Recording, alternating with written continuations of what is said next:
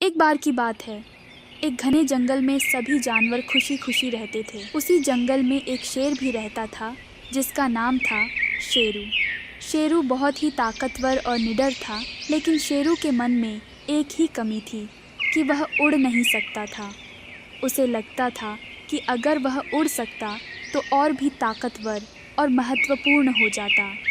एक दिन शेरू को एक जादूगर मिला। जादूगरन ने शेरू से पूछा, क्या बात है शेरू, तुम क्यों उदास हो? शेरू ने कहा, मुझे उड़ने की शक्ति चाहिए, तब मैं इस जंगल का सबसे महान शेर बन जाऊंगा।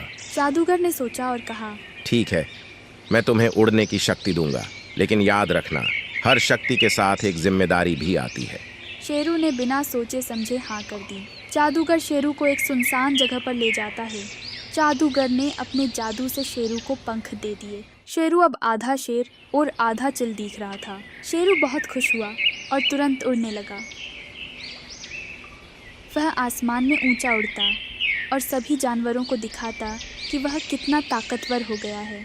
लेकिन कुछ दिनों बाद शेरू को एहसास हुआ कि उड़ने की शक्ति ने उसे और भी जिम्मेदार बना दिया है। अब उसे हवा में उड़ते हुए शिकार करना मुश्किल हो गया था और उसे अपनी भूख मिटाने के लिए ज़्यादा मेहनत करनी पड़ती थी।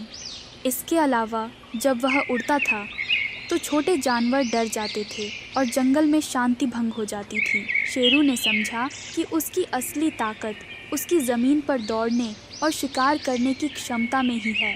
उसने जादूगरनी से जाकर कहा, अब मुझे मेरी पुरानी शक्ति वापस चाहिए, उड़ना मेरे लिए नहीं है।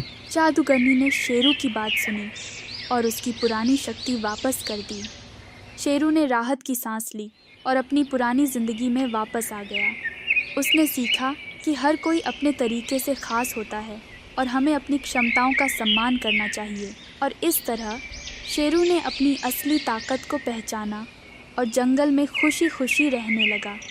सभी जानवरों ने भी उससे यह सीखा कि हमें वही रहना चाहिए जो हम हैं और अपनी क्षमताओं का सम्मान करना चाहिए।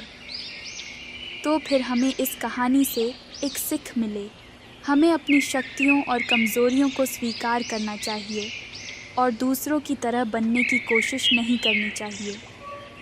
हर किसी की अपनी विशेषता होती है और हमें उसे ही निखारना चाहिए।